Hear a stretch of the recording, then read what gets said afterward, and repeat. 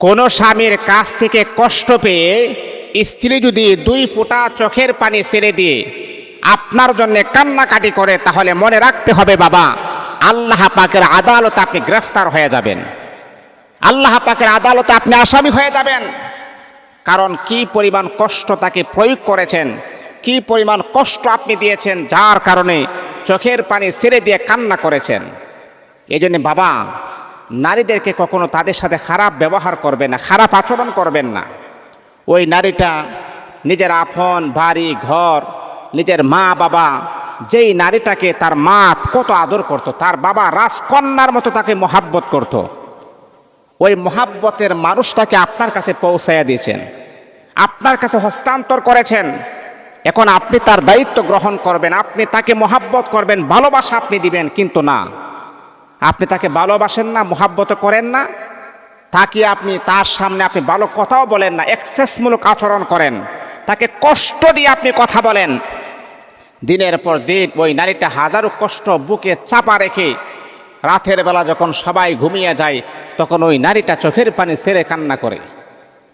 এই নারীটাকে দিনের পর দিন যে আপনি অত্যাচার করতেছেন, তার উপরে যে আপনি জুলুম করতেছেন, এই নারীর চোখের পানি কখনো বৃথা যাবে না, এই নারীর চোখের পানি কখনো বৃথা যাবে না। দুনিয়া তো তার পানিশমেন্ট আপনি পাবেন, আর কবরে যাওয়ার পরে এই নারী যখন আপনার বিরুদ্ধে অভিযোগ করবে, গ্রেফতার হয়ে আপনি জাহান্নামের প্যাসেঞ্জার হয়ে যাবেন।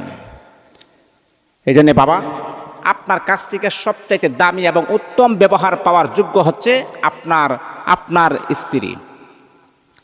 যে আপনার স্ত্রী, সে যদি বলে আপনি ভালো, আলহামদুলিল্লাহ, আপনি পৃথিবীতে সবচাইতে দামি ব্যবহার করবেন আপনার স্ত্রীর সাথে। আপনার স্ত্রী মুহাম্মদ সাল্লাল্লাহু আলাইহি ওয়াসাল্লামের আদর্শ কেমন ছিল, চরিত্র কেমন ছিল।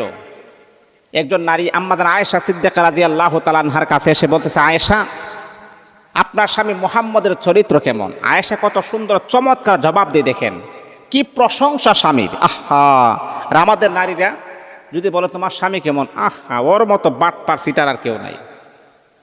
স্বামীর বিরুদ্ধে মনে করেন এক জাগ পরিমাণ অভিযোগ, এই আনে না, সে আনে না, এই করে না, সেই করে না, তারে ভালো লাগে না, সে আমার কথা শুনে না, মানে কত রকমের অভিযোগ স্বামীর বিরুদ্ধে। কিন্তু আমাদের আয়েশা দেখেন, এই গ্রাম্য মহিলাটাকে বলতেছে, মা আপনি কি কোরআন পড়েন নাই? হ্যাঁ, আমি তো কোরআন পড়েছি। মা, কোরআন যেমন পবিত্র, আমার স্বামী মুহাম্মদের চরিত্র তেমন পবিত্র। আল্লাহু আকবার, আল্লাহু আকবার। কি প্রশংসা! স্ত্রী, আমার নবী ও স্ত্রী কি প্রশংসা করতেন, নবীর স্ত্রীকে কি আদর করতেন, সোহাগ দিতেন। নবীজির 11 জন স্ত্রী ছিল, 11 জন স্ত্রী ছিল। প্রত্যেককে নবীজি দিন রাত আলাদা আলাদা করে ভাগ করে দিয়েছেন, আর প্রত্যেক স্ত্রী নবীর প্রতি সন্তুষ্ট ছিল, আলহামদুলিল্লাহ। কারণ আমার নবীর এমন যোগ্যতা ছিল, আমার নবী এমন কোন স্ত্রী রাগ করলে তাকে এমন এমন কথা বলতেন, হাসি দিয়ে দিতেন। এটা তো জায়েজ, এটা তো হালাল।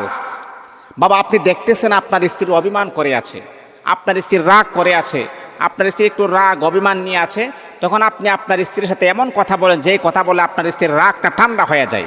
কিন্তু আমরা কি করি, ও রাগ করছে করুক, খাইলে খাইছে, না খাইলে না, মারা যাক, ঠাডা ফুইরা মারা যাক, ও রাগ করলে আমার কি হয়েছে? এই যে অবস্থা। আজকে আপনার স্ত্রীর রাগ আপনি ভাঙলেন না, পরের দিন আপনি যখন রাগ করবেন, আপনার স্ত্রী বলবো ওর উপর ঠাডা ফুরো, ওর রাগ আমি ভাঙবো না। এই জন্য একজন অপরজনকে কেয়ার করুন, সম্মান করেন, ভালোবাসা বৃদ্ধি হবে, মহাব্বত বাড়বে। আল্লাহ পাক আমাদের সকলকে বোঝার